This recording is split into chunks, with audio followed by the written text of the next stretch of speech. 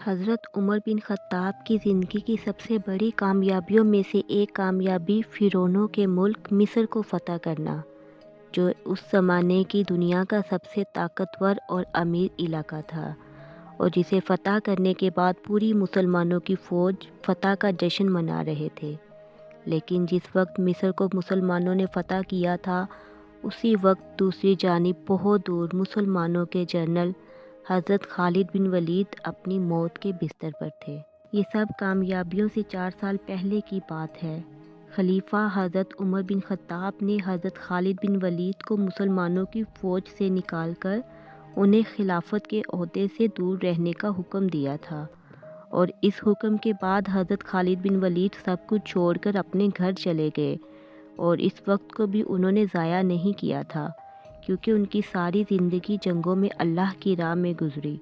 تو اب پہلی بار انہیں وقت ملا کہ وہ قرآن پاک کو پڑھ سکیں، لیکن اپنی اس زندگی میں بھی حضرت خالد بن ولید کو سکون نہیں ملا، کیونکہ فوج سے نکلنے کے کچھ ہی عرصے بعد ایک بہت بڑی بیماری طاعون پھیل گئی،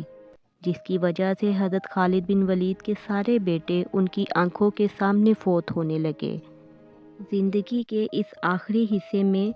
انہوں نے اپنے جوان بیٹوں کی موت کا غم دیکھا۔ صرف ان کے 3 بیٹے زندہ رہے، جن میں سے ایک بیٹا حضرت علی علیہ السلام کے دور میں جنگ صفین کے دوران شہید ہو گیا۔ حضرت خالد بن ولید کی وفات سے پہلے لوگ دور دور سے آ کر ان سے آخری وقت میں ملنے لگے، جن میں سے ایک ان کے دوست، بہت ہی قریبی دوست ان سے ملنے آئے۔ تو حضرت خالد بن ولید نے اپنے جسم پر لگے زخم دکھائے اور اپنے دوست سے پوچھا، کیا تمہیں میرے جسم پر کوئی ایسی بھی جگہ نظر آ رہی ہے جس پر تلوار یا نیزے کا کوئی زخم نہ ہو؟ تو اس دوست نے حیران ہو کر کہا، واقعی آپ کا جسم تو زخموں سے بھرا ہوا ہے۔ اس پر حضرت خالد بن ولید نے اپنے دوست سے کہا کہ ان زخموں کو دیکھ کر کیا تمہیں سمجھ نہیں آ رہی کہ میں نے ہر جنگ میں شہید ہونے کی بہت کوشش کی، اور میں تو اکیلے اپنے گھوڑے کے ساتھ ہزاروں کی فوج کے اندر گھس جاتا تھا، لیکن پھر بھی مجھے کوئی نہ مار سکا۔ لیکن آج میں یہاں بیمار اونٹ کی طرح اپنے بستر پر شرم کے ساتھ مر رہا ہوں۔ ان کے دوست نے آپ کو بتایا، کیا آپ کو یاد نہیں جب رسول اللہ صلی اللہ علیہ وسلم نے آپ کو سیف اللہ یعنی اللہ کی تلوار کا نام دیا؟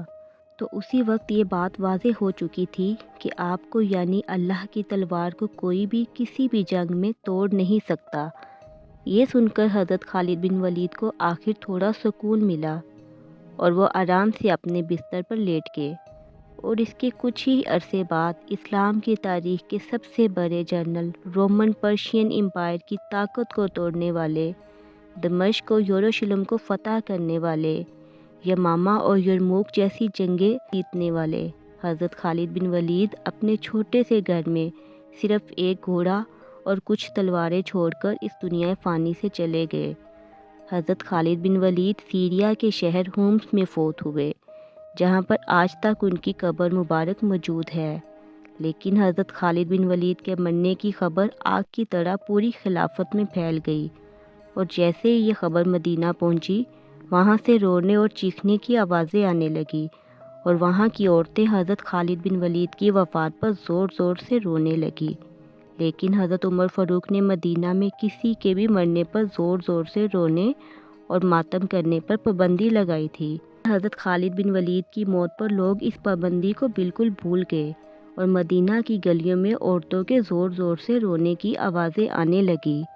اور جب حضرت عمر فاروق تک یہ رونے کی آوازیں پہنچی، وہ بہت غصے سے اپنے گھر سے باہر نکلے اور پوچھا، آخر کون ہے جس کے لیے یہ سب رو رہے ہیں؟ تو پوچھنے پر بتایا گیا کہ یہ سب آپ کے جنرل اور اللہ کی تلوار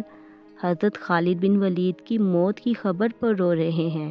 یہ سن کر حضرت عمر اپنی جگہ پر خاموشی سے کھڑے رہے، اور کافی دیر خاموش رہنے کے بعد حضرت عمر نے پہلی بار مدینہ کے لوگوں کو اپنا حکم توڑنے کی اجازت دی،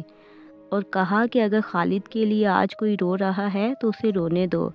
بلکہ کہا جاتا ہے کہ حضرت عمر خود بھی روئے۔ حضرت عمر کو اس بات کا پتہ نہیں تھا کہ خالد بن ولید نے اپنی وفات سے پہلے اپنا سب کچھ حضرت عمر کے حوالے کرنے کا حکم دیا تھا، کہ ان کے بعد حضرت عمر ہی ان کے ساتھ انصاف کریں گے۔ لیکن جب حضرت خالد بن ولید کی جائیداد کا حساب لگایا گیا تو یہ دیکھ سب حیران رہ گئے کہ اسلام کے سب سے بڑے جنرل حضرت خالد بن ولید کے پاس صرف کچھ تلواریں اور ایک گھوڑا اور کچھ چیزیں تھیں۔ مطلب یہ کہ حضرت خالد بن ولید جو اتنے بڑے جنرل تھے ان کے پاس کچھ بھی نہیں تھا، مگر آج کے مسلم جنرل کو دیکھا جائے تو اللہ ہی ہدایت دے۔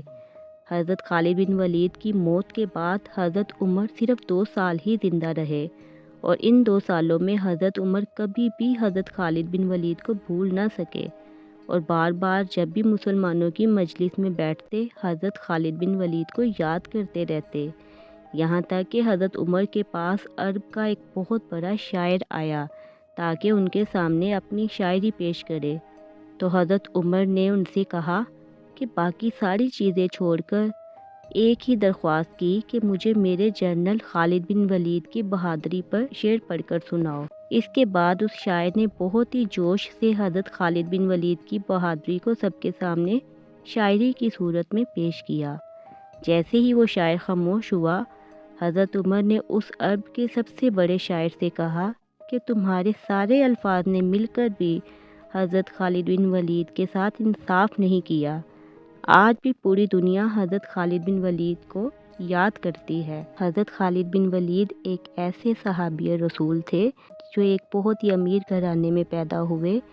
لیکن پھر بھی انہوں نے اپنی زندگی ایک بہت ہی عاجز اور ایک نیک صحابی کے طور پر گزاری۔ اللہ تعالیٰ سے دعا ہے کہ ہمارے جتنے بھی صحابہ کرام ہیں، اللہ ان سب کو جنت الفردوس میں اعلیٰ اور عرفہ مقام عطا کرے، اور ہم سب کو صحابہ کرام کے نقش قدم پر چلنے کی توفیق عطا فرمائے۔ آمین۔